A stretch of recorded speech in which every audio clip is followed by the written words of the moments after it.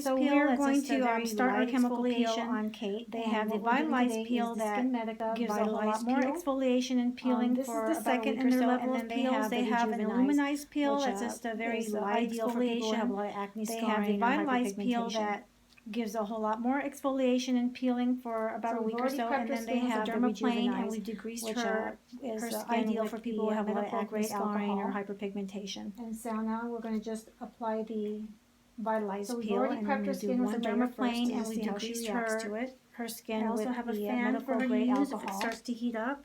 And so now we're going to just apply the vitalized peel, and I'm going to do one layer first to just see how she reacts to it. I also have a fan for her to use if it starts to heat up. So Renee, I've had a lot of people ask me about chemical peels, and one of the things that people ask me frequently is, am I going to walk out of here with peeling, like bubbling, unhealthy skin that looks like it's been through a lot?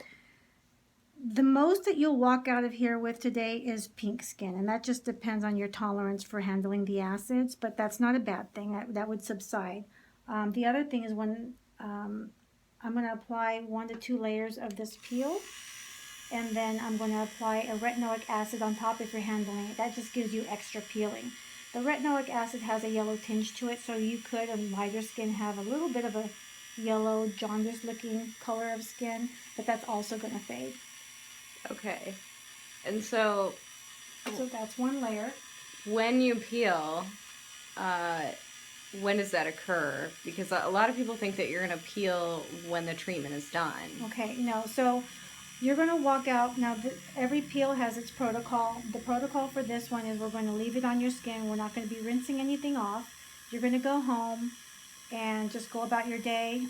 If you needed to put makeup on for maybe dinner tonight, an hour later, that would be fine, but I don't really want you washing your face, ideally, until the next morning. Okay. Okay? And then you'll start peeling. Again, everyone's different with the thickness of their skin, but 24 to 48 hours is usually somewhere in the 35, 38 hour range. But I've had guys who have thicker skin who I've done peels on, and it took them 4 or 5 days to even start peeling. So as a rule of thumb, it's about 48 hours, but it could be a little bit longer, so don't worry if it's 3 or 4 days and you're not peeling yet. Okay. Okay. So the first layer is already dried. Now I'm going to apply a second layer.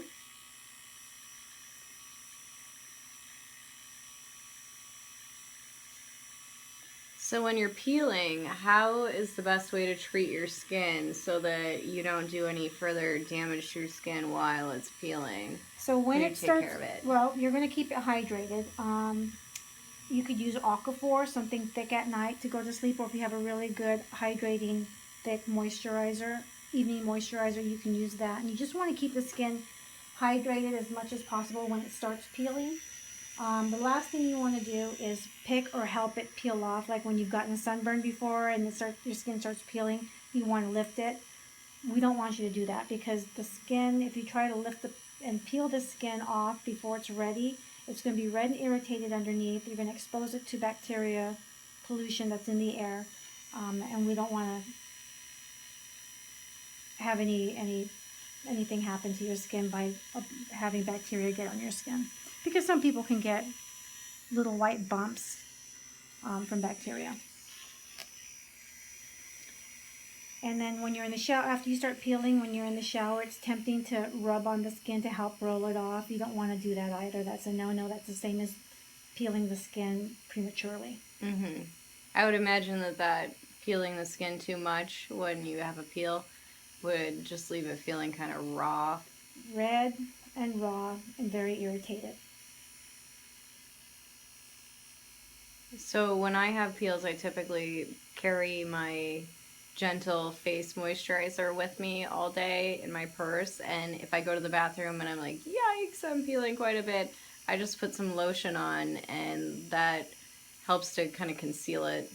Yeah, and and if you're at work and you have big pieces of skin that are flaking off, you can flake those off and just kind of gently, without lifting and pulling, just kind of gently take those little pieces, or get some little little teeny scissors and cut those little pieces off if they're big.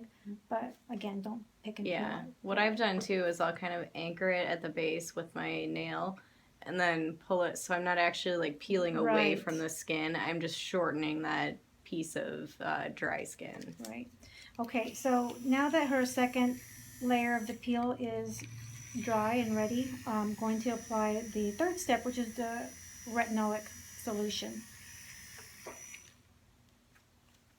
It's yellow, and this is why it leaves your skin a little tinged.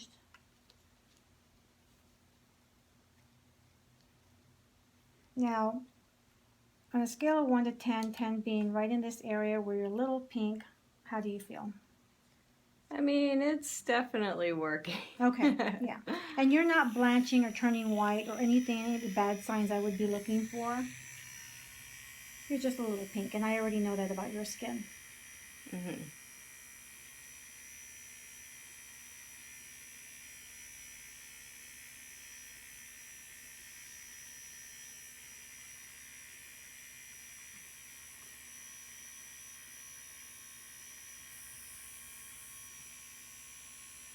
So Renee, how do you feel about doing peels in the summertime? Is there any extra precaution? Peels in the summer are not a good idea if you're someone who likes to be out in the sun.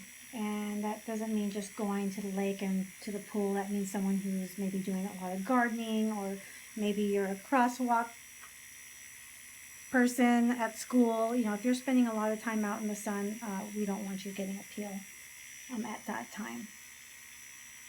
So it's better to wait for the cooler months to get a peel in that case. So since there's sun all the time here in Arizona, I typically rely on hats and lots of sunscreen. Well, number one, wear your sunscreen. I can't preach that enough, and I preach it every day of my life to friends, family, and my clients, that sunscreen is so very important to the aging of the skin, discoloration, wrinkles, and just being familiar of the ingredients that are in sunscreen.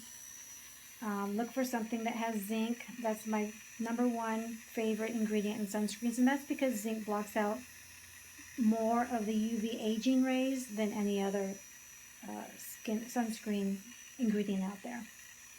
Even more than titanium, and titanium is a great ingredient. Some people can be sensitive to it, so if you don't wear sunscreen because you get a lot of itchy, or you feel itchy after sunscreens, and I try one without titanium, with just the zinc, and try to limit the chemical sunscreens on your skin. Is it cooling off now? Mm-hmm. Okay. So I'll watch Kate for a couple of minutes here just to make sure that she's not having any reactions. She's a little pink around the cheekbone. She was last time I gave her a peel, same thing. So I'm not too worried about that at all. She's not blanching or have any indications of, what's the word I'm looking for? And blanching is when your skin turns white, like if you hold pressure and then that white mark that you get, that's what blanching is. A little nurse knowledge for you. So everything that is on Kate's skin right now is going to stay on her skin until tomorrow morning, when she washes her skin and just cleanses it like normal and puts her makeup on like normal. Because it's sunny, I'll apply a sunscreen on top. If she was doing this after work, I would just leave it as is and let her go home that way.